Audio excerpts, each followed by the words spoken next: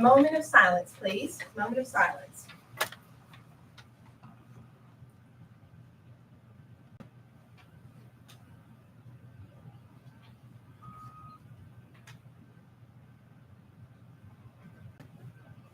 Okay. Attention, salute, pledge. I pledge allegiance to the flag of the United States of America and to the republic for which it stands, one nation, under God, indivisible, with liberty and justice for all. Thank you, and you may be seated. Sorry. Mr. Matthews, if you would read our mission statement, please. Cherokee County Public Education Commission is for every student to graduate from high school and to be globally competitive for work, post-secondary education, and prepared for life in the 21st century. Thank you. Okay, you have the agenda before you. Are there any objections or corrections that need to be made, or any additions that need to be made to this agenda?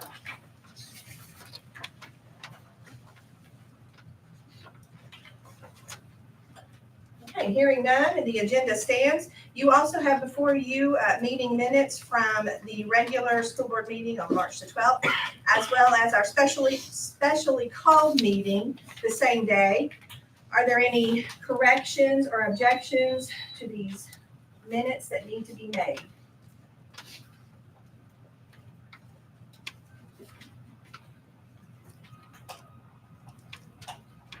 Okay, hearing none, the minutes stand.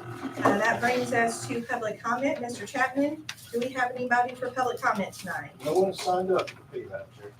Okay, all right. That leads us to reports. First up, Dr. Woody, I'll yield the floor to you. Thank you. Talking about facilities, with the first thing, you have a couple of projects to use the sales tax on. One, as we requested a couple of months ago to redo the floor at Murphy Elementary School. While we're doing that project, we just want to make sure we go ahead and do the offices, the storage space, the other things within the building, and that's what the first project is there. And the second one is for a washing machine for Murphy High School. The next thing is your personnel report. You then have a letter for Cherokee Sharing Center, and this is just to let you know that Martins Creek Elementary, Ranger Elementary, and Hiwassee Dam Elementary 5th grade. This was a letter of appreciation where they had collected on a food drive, and from that food drive, they donated it to the Sparrow's Nest, and that was just a letter of appreciation for that. You also have a Teacher of the Year flyer for the CTE Teacher of the Year, Miss Julie Hughes. And just a couple other things that I just wanted to mention. One was about, we had a career fair today over at the First Baptist Church, and I wanted to thank the First Baptist Church for the use of their facility. But we had approximately 32 participants of that. We were over there today, had the opportunity to talk to some of those that participated in it, and it was a great event, and want to say thank you to Mrs. Hayes and her department for that event.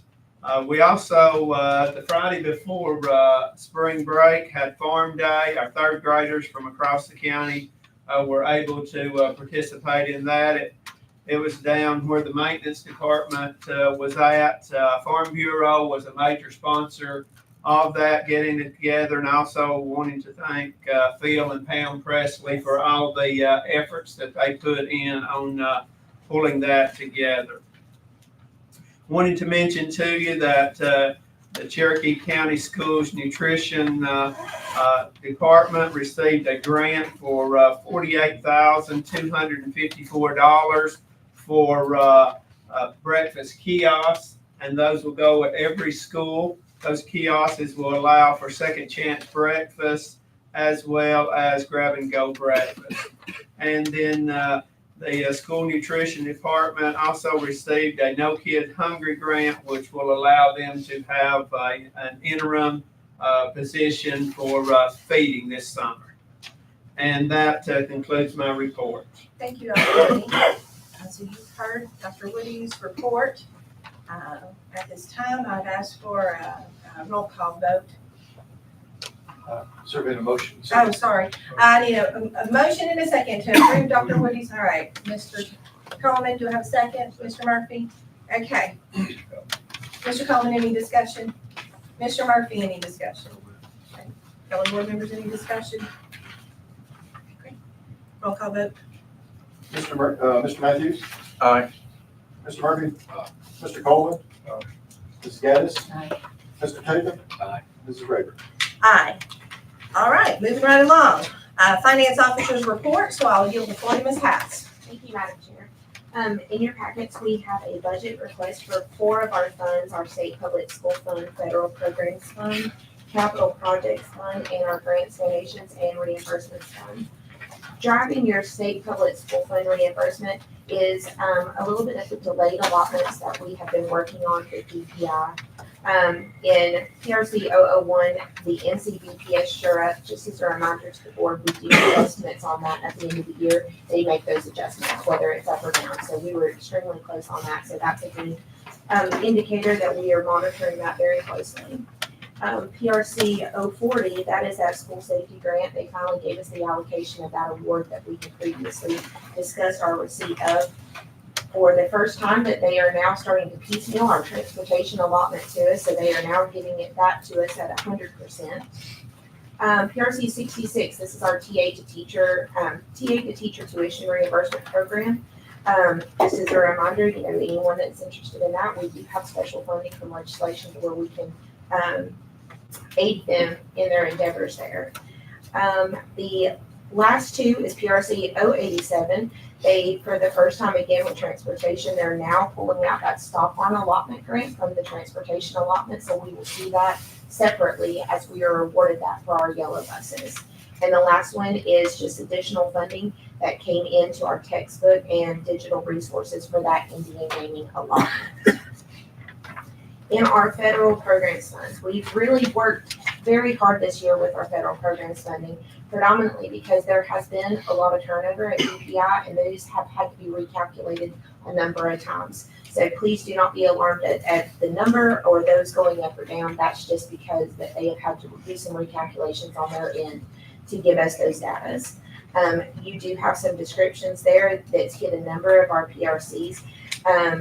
But predominantly, as you can see, these are additional allocations and they're being allocated to each of those based off of what our budget and approved plans are. So if you have any questions about those, we can go over those individually. Our capital projects fund, in this budget amendment, it will capture your March approvals for those sales taxes in addition to those that Dr. Woody just discussed with you for that April. That is what drives this budget amendment in that fund. And lastly, in our grants, donations, and reimbursements fund, we have had a couple of PRCs. One is our CTE. We have received a GO grant, so we are budgeting for it. We have made some estimates on Medicaid claims at the beginning of the year, making the adjustments for those because we do think that our claims are a little bit greater than what those estimates were. And the others remain as programmatic changes based off of just making the allowance to that budget. Okay, thank you. You've heard Mrs. Hass's report as presented. Do I have a motion and a second to approve her report? Okay, Mr. Coleman, Second. Mr. Matthews. Mr. Coleman, any discussion? No, ma'am. Mr. Matthews, any discussion? No. Fellow board members, discussion? Mr. Chapman, roll call vote, please. Mr. Murphy, how do you vote? Aye. Mr. Coleman? Aye. Mr. Matthews? Aye. Mr. Taven? Aye. Mrs. Gaddis? Aye. Mrs. Rayburn? Aye. All right, moving right along, board chair's report. I have several things that I'd like to talk about tonight that our students have been involved in. for the last 6 weeks, and I'd just like to highlight these, so bear with me. So I'm going to start with some trips that our students have taken. So Andrews High School had 36 students who traveled to Colonial, Williamsburg, Jamestown, and Yorktown, as well as Washington, D.C. for 5 days in March. This trip was aligned to curriculum standards for both English 3 and American history. So Mr. Bristol shared with me how well these students represented Andrews High School with their manners, kindness, and behavior. And they left such an impression with their tour director that he wants to come visit Andrews now. So kudos to you, Andrews students, for not only representing your school well, but Cherokee County Schools. I thank you. Tri-County early college students also traveled. They traveled abroad over spring break to Denmark and Italy. Man, I'm not gonna lie, I'm jealous. I have been fortunate in the past to travel with Mr. Forrester when it was Global Cultures at Murphy High School, and we went to Italy and just loved it. So students, while they were in Denmark, stayed with host families and gave presentations to Danish students on American culture. In return, Danish students also gave presentations to our students on Danish culture. And then they traveled to Rome for several days, taking in all the history the city has to offer. And I can't say enough how much of a wonderful opportunity this is for our students. And I look forward to a continued partnership with Herning Gymnasium. I think that's a great thing for these children when they're, or students, to get to go over there and stay with actual family. So you really get an idea of what family life and culture is like in Denmark. I went to literacy night at Ranger School March the 25th, and so part of that, the Discovery Museum came out, and they had some things set up in the gym, and they had such a great turnout in that community. We even had some Hawassi folks there, so I appreciate those folks being there. I appreciate those students coming out, those teachers getting those things together. Every single grade in that school had some type of project that on display centered around literacy. So what a great job. Even your little itty bitties, they had something wonderful. I looked at every single thing, was impressed with all that the students had done. There were several projects beginning really in 3rd grade where they did book reports and they did storyboards. And then when you got to the middle school hall, it just ranged the gamut. So they had like infomercials about a book they had read. There was interviews with an author that they had done. One young lady had baked a cake from scratch and then decorated this cake, and I could not believe it, the talent that child had. So there were games that they had created. Some were board games, some were video games. Our kids are really, it was inspiring to me because, I'm old school and just did a book report and got up and talked about it. But these kids really thought outside the box. So thank you, Ranger School. Thank you, teachers. Thank you, community. Next, I'd like to talk about sit down with the superintendent. I don't know how many of you have actually seen this interview, but I watched it the other day. It was put out on Tuesday, and Andrews High School standout Tyler West came and sat down with Dr. Woody, and they had a good little discussion. So if you've not seen it, go to our webpage, watch that interview. You'll learn more about Dr. Woody. You'll learn about future plans for Tyler West. And I very much enjoyed listening to that. And I hope that we're going to continue that series with different students, and you'll get to know the students in this county. Today, I also attended a DARE graduation down at Ranger School. This is for 5th grade students. My understanding is that it's offered to all 5th grade students across the county, and we have 3 SRO officers who currently teach, and they are Officer Jessica, Officer Helen, and Officer Logan. I understand that Officer Harden fills in when necessary, but we have 4 folks who are trained to teach this curriculum, and I did not realize what it involved, so I asked today because when I remember DARE from way back yonder, and it was don't do drugs, but it's so much more than that. So they do cover, tobacco and alcohol. They also cover peer pressure, communications, signs of stress, bullying, how to reach out if you observe bullying or you think you're part of that. Just a whole plethora of things that our kids face today that I didn't have to face when I was in school. And so they're taught strategies on how to deal with those situations. So I appreciate those folks. I appreciate that program being offered to our students. And it is voluntary. It is not mandatory. So I just wanted to mention that. As mentioned previously, concerning the food bank, I got a little more information on that. Officer Logan told me today, First of all, Martins Creek, I think they brought in the most for the food bank. I don't know the total number, but they were I think we'll call them the winning team for the food bank. But Logan told me that over 1,000 items in total between the schools were donated to the food bank. So I just think that's great. It teaches our kids about community and how we can help others. I'm also going to mention again what Dr. Woody mentioned with the Farm Day, Ag Day that was held on April the 5th down at the Industrial Park. Yes, thank you so much, Farm Bureau, Pam Presley, Phil Presley. Our students had a chance for a hands-on experience to understand the vital role agriculture plays in our county. So I'm grateful for this partnership. I hope that we can continue that and there'll be other opportunities. Lastly, I'm going to talk about the CTE fair today. So I went to that. What a great turnout. What an opportunity for our students. Thank you, Dana Anderson. Thank you, Teresa Hayes, for pulling this together.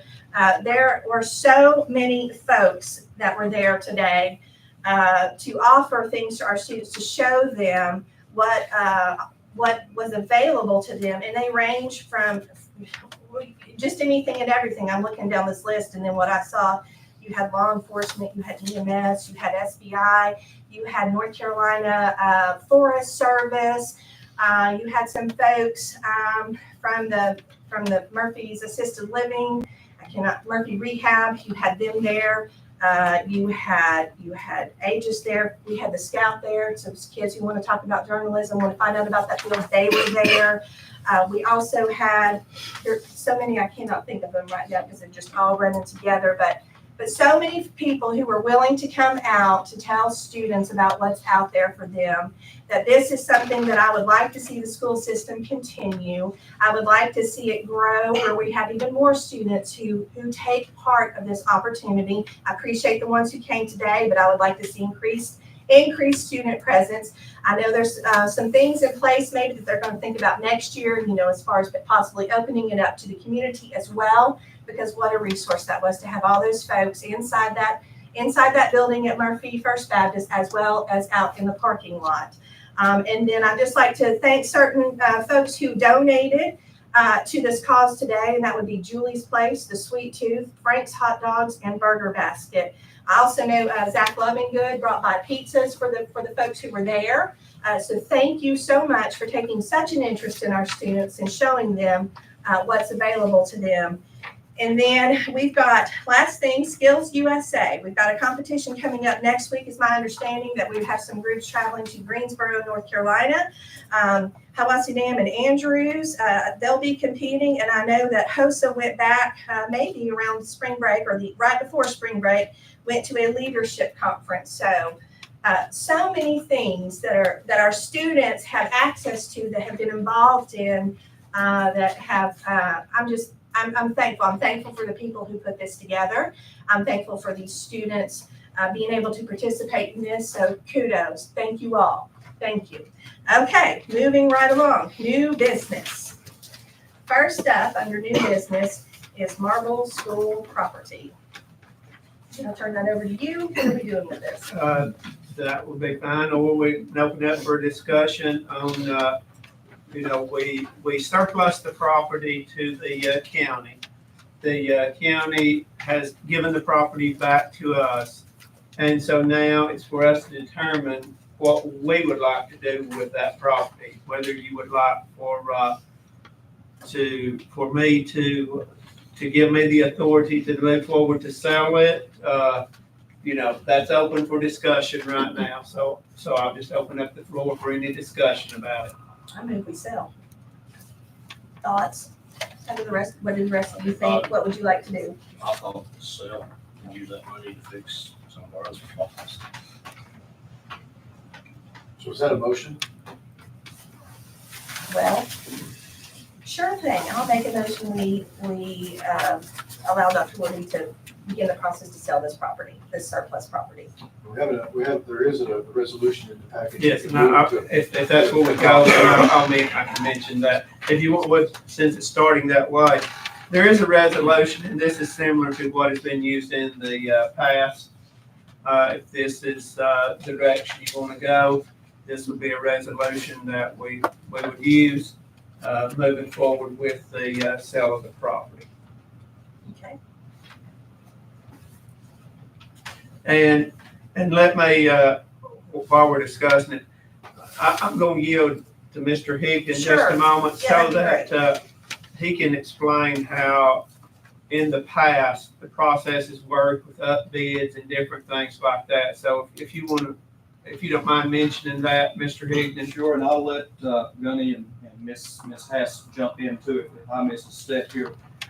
One thing we've done in the past is we have listed that with a realtor. The realtor then has taken offers on it, and those offers have been brought into the board. And then once the board accepts an offer, then it goes into what's called a 10-day upset bid. Then we get that advertised in more of the local papers, on the website. Then once that advertisement is out, published, say the morning of the paper comes out, then the 10-day window starts again. So it has 10 full days to be advertised. Then that next offer would come in, it would be brought back to the board. Then the board would accept that offer. So it is, the process moves along several meetings there, to potentially Okay. as people up to bid. But with that upset bid process, it does allow for us to gain additional revenue or the value of the building as Okay. it comes in. And then one thing that's available is we've used it before as an addendum to the contract, which allows the seller to actually see how the upset bid process works. We can include there to the realtor if we choose to go with the realtor. Okay. Ms. Hassie, anything you can think of I missed on that? Has somebody seconded that? No. So we need So to we do do that, to have this resolution. Should. Okay. I'll second it. Okay. So the motion seconds, so come back to me. So I don't have any discussion right now. Mr. Murphy, do you have discussion? All right, now, fellow board members, discussion on this. Yes, Madam Chair. Typically, I would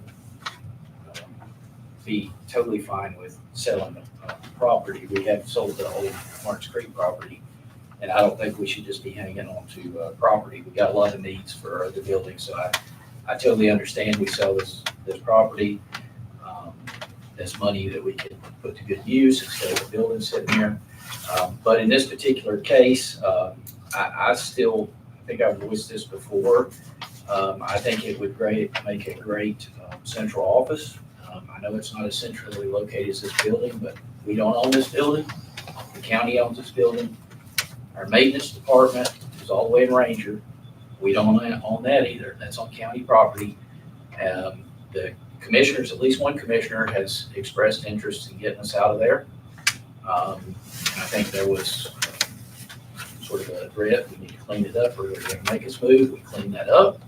But they've expressed interest in us moving. As in the past, I've heard commissioners express interest in us moving out of here. And so we've got two aspects of our district operations that we don't own, that we're sort of at the mercy of county on. And I know this is more centrally located than Marble would be, but for everything, that's pretty centrally located. Maintenance is not centrally located. It's not. I've had issues for that for quite some time. This is a big county. For our maintenance to be stationed at the west end of the county doesn't make sense to me. It needs to either be more centrally located, or we need to split that, our maintenance into an east-west. Same for food service. Our food service is in the same location, right? In Ranger. So there again, our food service owned by the county, that location, not centrally located. So I think this property could serve us as a central location, fairly central location for all of our district level operations. It's right across the road from our networking center too. And by the way, who owns that? Does the county own that as well? I don't know. Oh, they do. But they do. I mean, we wouldn't need to move that. I know that would be a lot more work to try to move servers and switches and those kind of things. We could at least for the time being, keep that where it's at. It's right across. It would be right across the road where everything else is. Bus garage. I'm sure we could look at that as being a bus garage location. But anyway, that's my 2 cents. I think there's still value in that property for it to be a kind of central location for all of our district level operations. So. Okay. Any other discussion? Ms. Cass? Has that, oh, I'm sorry. Go ahead, go. I was gonna ask if that has been considered and explored as far as using that property for district office and bringing those. We actually did go up there and look at it, and it one, it would take some renovation. Two, it's actually smaller in office space than this. Now, there is possibility you could go in the cafeteria part and build some more offices, but it is smaller than that. And then we did talk to maintenance about it, and it would be quite a bit that would have to be added there for maintenance. I don't remember the exact size of the building. They looked at several, having to replace the metal building that they were currently in, having to put a metal building up there with garage doors and bays to accommodate the maintenance. So there was some, Some preliminary work. that was just some things we discussed with some different departments.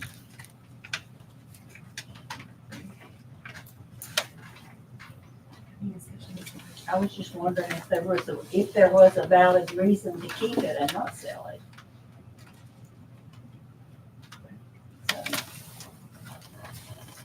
I think it all depends on what you're offered. There's a huge part, if you're offered anywhere close to what tax value for this, then but if it gets to where your offers aren't more beneficial, like if you could do something, put numbers up there. Sure, I may yeah. be wrong. But if what you're offered is less or more than what it could be built for, or something else turned into something that fits that better, I think I would be okay if it was on, I mean, being that we're not being, I know your conversations, because I heard them too, as far as wanting us out of a few places. I do think that that's a very valid point, but I don't know that we're pushed to that yet. I mean, but they could do it tomorrow. I think as long as there's a little leeway there, I think it never hurts to put it on the market. If you can get good money out of it, it can be used somewhere else that is more beneficial than that piece of property. Sure. Then something, if it was just an okay to put it on the market now, see what happens, and if you don't get anything for it, then of course. So can you set a minimum? Well, what I was gonna say is keep in mind everything, as he mentioned, you got this upbid, so everything will come back to you for approval before the property is disposed of. So we can So, reject. so, Can't reject. yes, Yes. so that's one thing. If you voted here, you still are not voting that it will be sold. You're voting for us to move forward on selling it, and then if it's not the value that the board feels appropriate, then you can reject the offer. Should we look at having it appraised or just go based off this as tax value? Again, we can look at either way. Because sometimes there says tax value versus appraisal, like exactly apples to apples. If I may, Mr. Murphy, when we sold the property, the old alternative school, one of the issues that we had with the appraisal was it was really hard to get your apples to apples appraisal. Just because of school buildings coming up for sale, or especially, it doesn't happen very often, and especially like in our area, it's hard to find something like very close to our location that would give you a real valuation. If that's what that was shared with us at the time. I would recommend, if you're wanting to put it up, to just put it up, see what your offers were, and then you could reject the offers if that was what you decided to do. That would be my recommendation. I do like that. Okay, good. Do we have any further discussion? No? Mr. Chapman, roll call. May I just state the Sure. motion? Yes. The motion was made by Mrs. Raper and seconded by Mr. Murphy to adopt a resolution authorizing the superintendent and board chair to sell the Marble School property.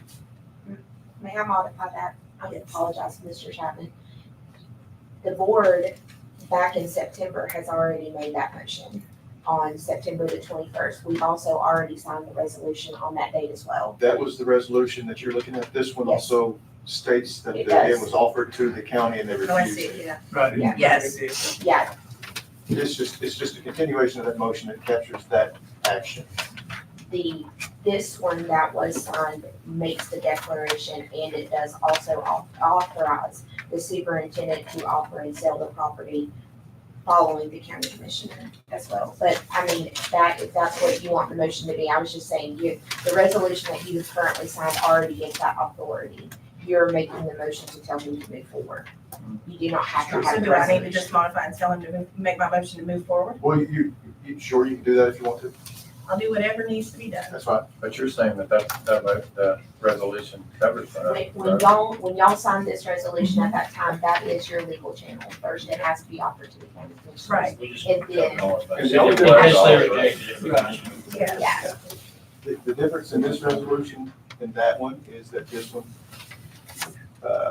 articulates that the county refused, Okay, and it also talks about the 10-day upset bid. so then we need to go with this one. You don't have to, it's just a Well- continuation, it clarifies it. Well, if this clarifies it, then let's err on the side of caution. And since this clarifies, hey, it was offered, it was refused, and now we have this process moving forward with dispute. So, okay,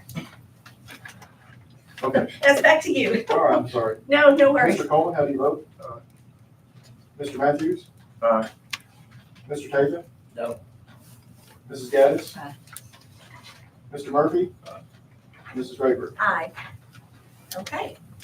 Next on the agenda, we have item B, which is the 25-26 school year calendar.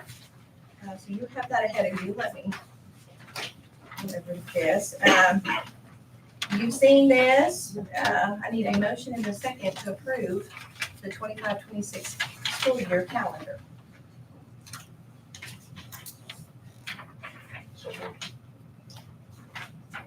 And Mr. Murphy, do I have a second?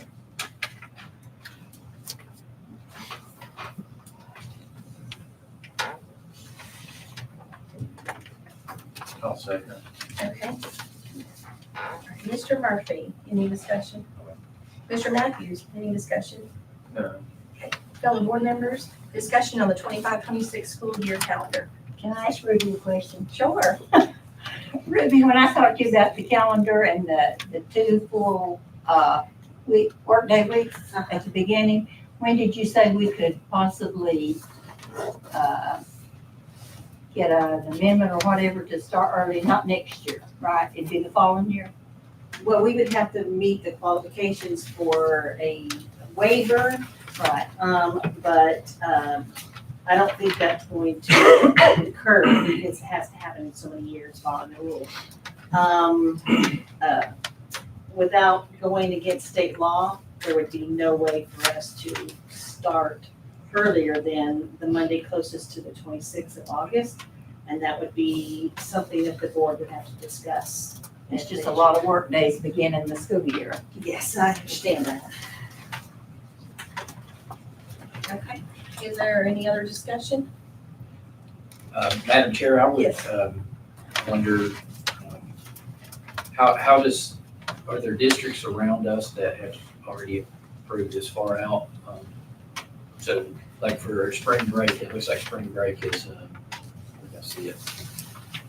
Is that April 6th through the 10th? Mm-hmm. Do we know yet how other districts align with that? Because, like for sports and things, I don't know if we try to align with other counties or if it just happens to work out that way. No, we actually have tried to align with them, but we found out that not all the counties around here do the same one, like Macon's always like end of March. And then another one chooses another. We actually had spoken with some of the superintendents and it was like everybody in that 3 week frame, 3 week time frame, from the last week of March to the second week of April, somebody had a break during that time. Okay, and I don't know, maybe sports schedules different around that, like I don't know how that comes up. I do know that Macon County, it's okay if we're on different spring break from them because we're not in conference with them. So, I don't know, that would just be a concern I would have, but it's not gonna stop me from approving it, because I guess if we need to revisit it, we can.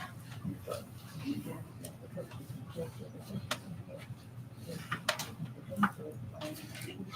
yeah, maybe that stuff all gets worked out when they schedule games and stuff like that. So do I have any other discussion on 25-26 school year calendar?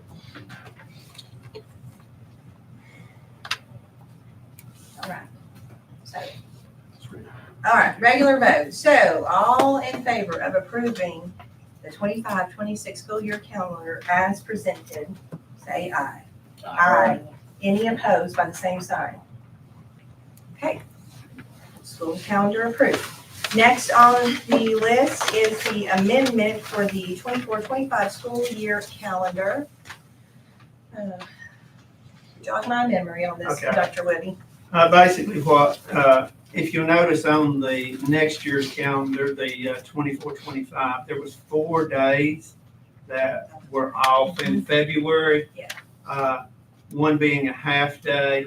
Also, there was a required work day for teachers in March. So basically what it's going to do, it's going to change the February down to 2 optional work days, change the required work day in March to an optional work day.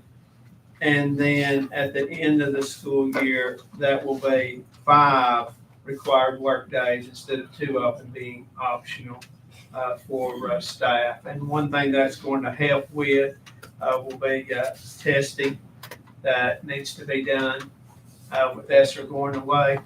So the staff will be still at the school to help with some of that. Okay. Do I have a motion and a second to approve the amendment to the 24-25 school year calendar? So moved. Okay, Mr. Tatham, do I have a second? Second. All right, Mr. Murphy. Mr. Tatham, discussion? No, Madam Chair. Okay. Mr. Murphy, discussion? Fellow board members, discussion? No? Okay, we're going to vote the same way. So all in favor of approving the amendment to the 24-25 school year calendar, say aye. Aye. Any opposed by the same sign? All right, approved. All right, that brings us to discussion of restrooms at Murphy Middle School. So, Mr. Coleman, Uh, you forward to you. Discussion, I don't know where I grabbed that in my head. There have been 3 options that have been talked about to fix that problem. I would like to first of all say that even without the merger, that it's still a problem at Murphy Middle School with the bathrooms. It would need to be done either way. The 3 options that we brought up, the first one would be adding on, this is for discussion. Yes, for discussion only. To be voted on next month when we come back.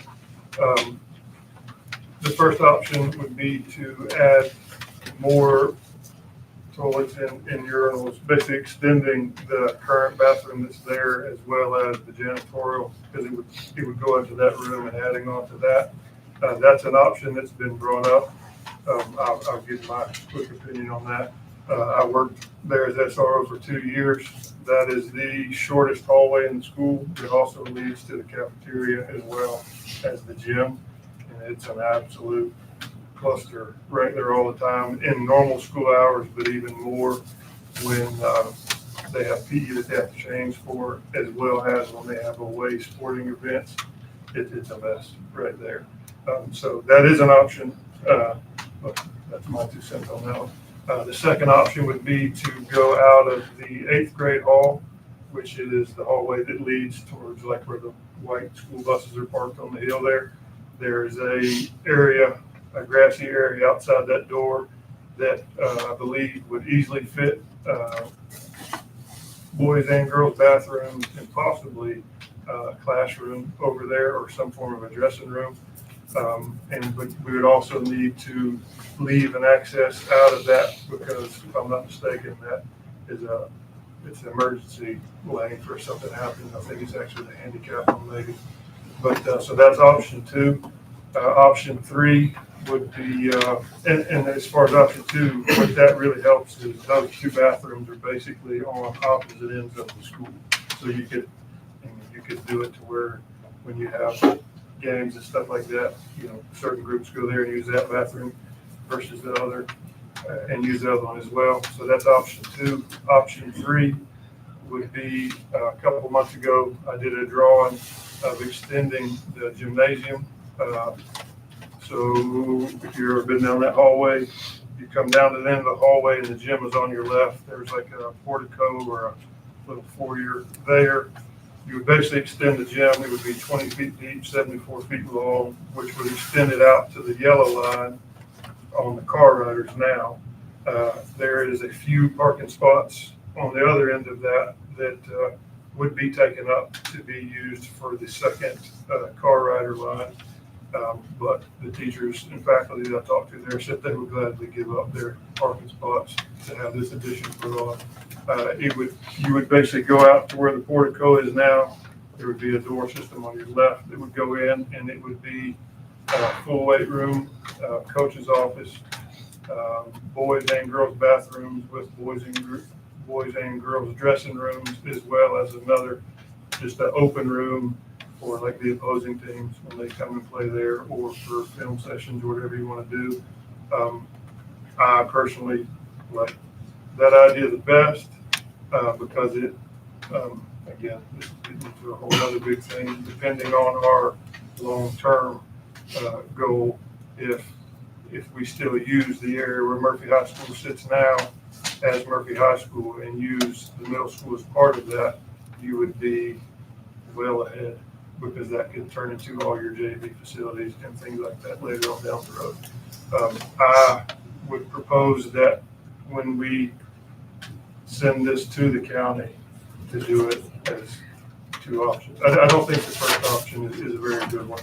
I think the two other options would definitely serve its purpose, and would just be to offer up A and B, or 1 and 2 to the county, and one, instead of us just voting on one, give them 2 options possible, if that's possible. Right. Okay.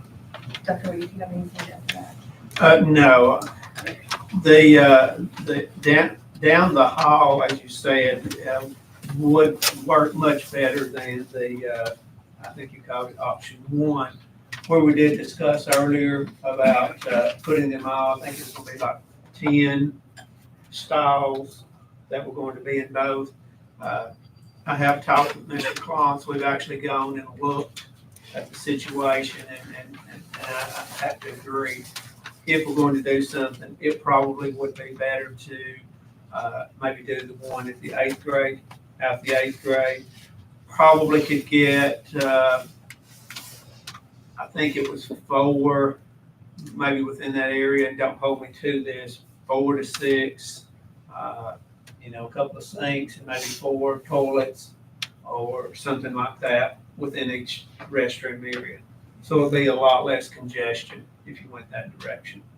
So the first option would have how many extra restrooms? I can't remember, Mr. Higdon, was that, there's currently 4 in there. We can put it to 8, was it, or 10? Add 3 to 4 on the. It was adding 3 to 4 Okay, on the boys and the girls. so that's number 1 would be 3 to 4 extra. Number 2 would be how many? That'd be about the same, 3 to 4. 4 and 4. 4 would be probably 4 and 4, and then Number 2. that would be 2. Then it would be going out the other way. The positive over the first one again is the congestion area within that school. And I've been there volunteering for the last 4 years, and that is very problematic area, because it's just like bottleneck. Right. That area. Yes. And that's why if if it was a choice between one or two as you move forward, I would definitely recommend two over one. And 3 to 4 additional stalls. Yes. Option three. Option 3 is, I don't know where that's going. It has more. Yeah, it's like a full locker room facility. And they do need dressing rooms, because when they go to the gym, they go to change clothes, and it's a disaster now. Yeah, the option 3, the one I drew, is basically men and women's bathrooms with I say a locker room, but it's basically like the style of, the big bench going down the middle where you can dress on either side of it. And it has boys and girls there. Of course, it's a lot more money than option 2, but it's also proactive depending on what we do. And I think it also, if I remember, included like a entry area. It's trying Where that little portico is now, like when you walk out, if it's raining, everybody stands there, there would be a door directly to your left going in there. It'd be a hallway that runs the whole gym. And I think we gave you that a couple of months ago. You know what it is? Yes, Yeah. I think we did. So that was gonna be my next question. Do we have rough estimates on each option? I think we kind of talked numbers. Am I remembering right, about 30 for the Well, first option? Option one was, depending on whether you did the closet or not, and we suggested the storage space, it was about 200,000. For option one. For option one was 200. Option two was around 600 to 750, was depending on, wasn't it, Mr. Coleman, if I'm remembering correctly? Option 3. Option 2, I have. Oh, excuse me, option three, excuse me, yes. Option 2. And then option two was just brought up for discussion tonight, so if that's one we want to get a little more information, we can get a little bit more about it. But it, Which but- one's 300,000? just comparing, it's probably in the 300,000 range, comparing the other two options. I think 1 and 2 will be fairly close to the Right. same. Option 3 was around 750. That's based off of $400 square foot for the actual building, which is 600 something. And then as far as rerouting that, car riders and the curbs and stuff, you have to change up the land stuff in the back. It's very much so a rough number, but somewhere around there. And I think there's actually been some study on that before in the past. I think I've heard that. So just for clarification, the second option is around 600,000? Okay, option one was about 2. Option 2, which was just to add in the bathrooms, on ballpark, we'll say compared to the others, about 3. Oh, okay. And then option 3 with the dressing rooms and everything, around 750. These aren't concrete. No, This is definitely not just concrete An numbers. idea, so, Like he said, he Yeah, just based it on square footage times roughly 400 and going there. So no, those numbers could go up yeah. considerably or Mhm. down. I don't think the first one would go down much because that was just a rough estimate. Well, I will say that, I'll go along with what Steve said about, this has kind of come up again because of the Marks Creek merger. But this has, ever since I've been on the board, Murphy Middle has asked for additional restrooms and locker rooms. And I'll state again, I hate to be so negative, but I do not like the design of those middle school rooms. It's kind of nice how the hallway, you stand in the middle and you see down each hall. That's kind of nice, but that's the only thing that's of any value of these buildings. Terrible design. No competition gyms. The gyms are dangerous. They're not regulation size. And why you build a school like that with one bathroom? I mean, we're not even talking locker rooms. One bathroom for the whole school. We're paying the price now. And literally, you can see how much it's going to do just to do what should have been done from the beginning. And now we're looking at this. But yeah, so it's an extra 54 students, Marks Creek Middle. So if we end up not doing anything, it's only gonna compound an already bad problem, but it was bad before. And it needed to be done before. So if we end up not doing anything, I don't think it's not gonna be better, but I don't think it's gonna be significantly worse. It was already bad, and this is an issue with all the other middle schools. Right. That we have with the same design. Yeah. Just a poor design on these buildings, just my 2 cents. We don't want that.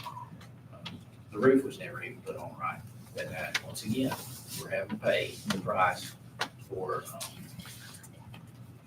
this, but anyway, so. We've definitely got some things to think about over the Yeah. next month, consider for next month's meeting. Is there any more discussion on this topic? Thank you, Steve. Can we look at maybe discussing a new June 4th policy damage, or no, Jim?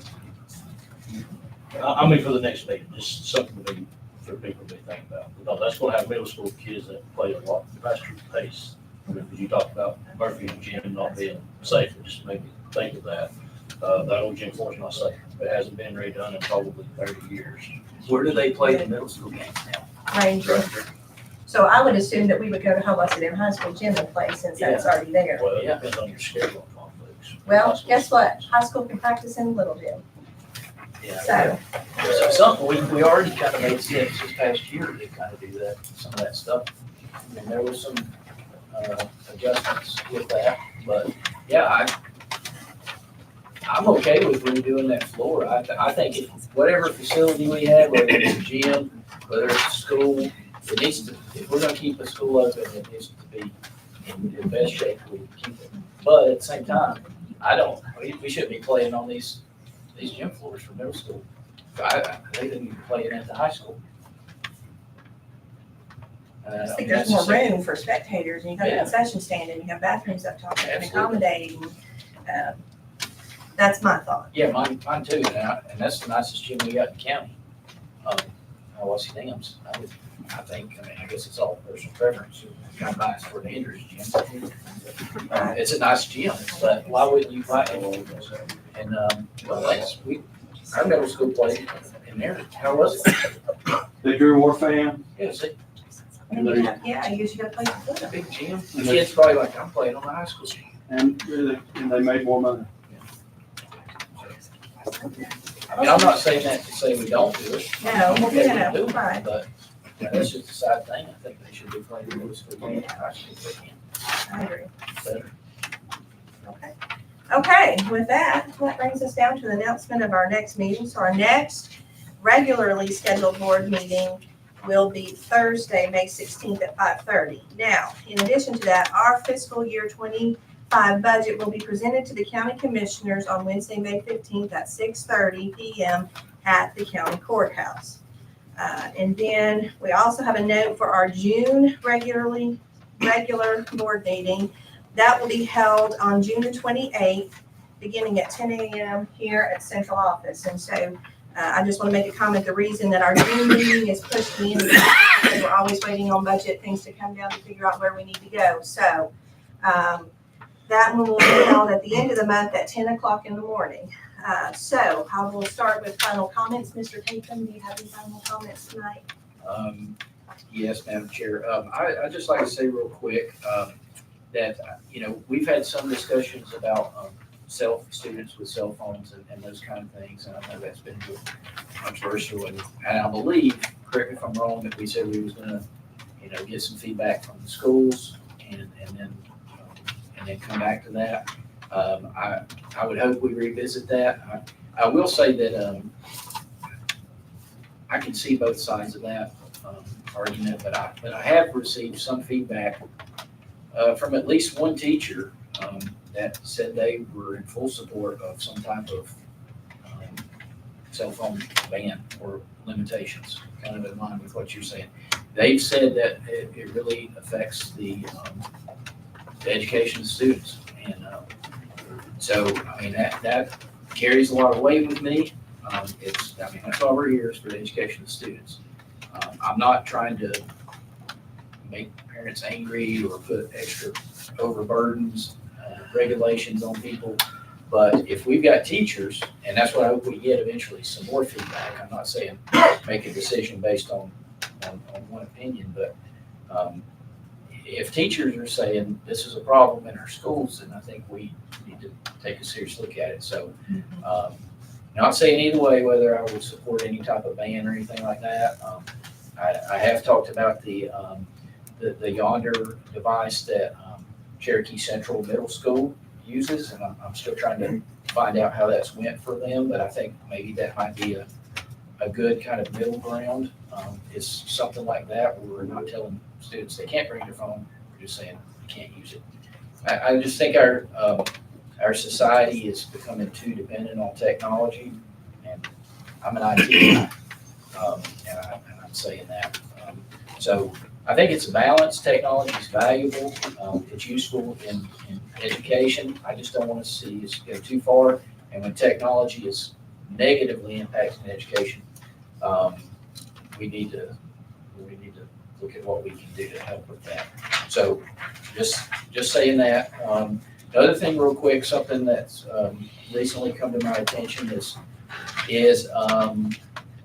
field trips and let's say school regulation of who can go on field trips. So I wanted to say that, parents need to understand that, if you're asked to go through volunteer training, whether it be to volunteer coach or to chaperone a field trip or anything like that, those things are in place for the well-being of children, and we need to safeguard that. I personally, as a parent, if I can't go on a field trip, and I tried to go on my kids' field trips as much as I could, if I'm not able to go, I don't really like the idea of another parent that's not went through that volunteer training supervising my child. So I think that's a good thing, but on the flip side, I think we need to be very careful about telling parents they can't go on a field trip, period. That's not our place. We can't start telling parents what public places they can attend or not. If I'm a parent and I want to go on a field trip with my kid, and you tell me I can't go, guess what? I want to go. I mean, I hate to be like that, but I want to go if I want to go. Unless it's somewhere where I'm literally not allowed to go. So I think we need to be very careful, and I know there's some policies around those types of things, and I might at some point ask for those to be revisited. I don't think there's any kind of policy that prevents parents from going on field trips with their kids. We do have policies around whether a parent wants to chaperone, be a volunteer, and supervise other children. So I just wanted to mention that. I might ask for those policies to come up for review at some point. And another thing real quick, and then I'll be quiet, is the DARE program was mentioned, and that reminded me. We have, it's not just our schools, it's everywhere. All schools, all school districts, society in general is battling this, but it is a problem in our schools, vaping. We need to try to do something about this issue. This is a serious issue, and I'm afraid that how we're going to find out the repercussions of this is on down the road when these kids that are doing it now are adults and they're battling all sorts of health issues that we don't understand yet as a result. So I would hope that at some point in the future we revisit that topic as well. That's all I have, Madam Chair. The status. Mr. Murphy? You said the budget work session was May 15th now, was that right? That's what I have. Wednesday, May 15th at 6:30 at the county courthouse. Okay. So I know this whole joint work session thing has kind of been a bear to get things scheduled down. I know we had to decline the one day the commissioner sent over to us because several of our board couldn't make it. And then we sent 3 other dates to them. It was scheduled for June the 10th, but it got canceled at the commissioner meeting Monday night. So what if, in addition to those other 2 dates, we offered to try to have this joint work session meeting on the same day as the budget work session right after? Just kind of speed the process up a little bit, kill 2 birds with 1 stone. We don't have to keep this back and forth going, trying to pick a date. Sure. Nail it all down. All right, so we can offer that back. You want me to reach out? Yeah, if you don't care, reach out to them and see if we can do it all at once. Right. That's May 15th, Yeah, following our work session. Yes. Okay. All right. All right. All right. Thank you, Mr. Murphy. Mr. Matthews.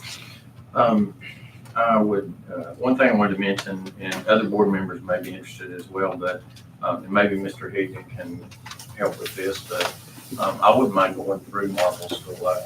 It's been a while since I've been through there, and just like to kind of, since, Mr. Tatum has mentioned, the consideration on that, I'd like to go through it. So maybe Mr. Higgin can help with that.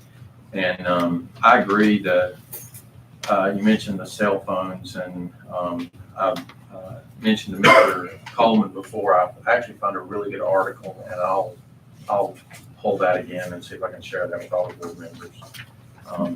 And until this past year, I was actually in the classroom as a teacher and teaching high school, and it's definitely problematic. I can tell you that. You try to do all you can to police that.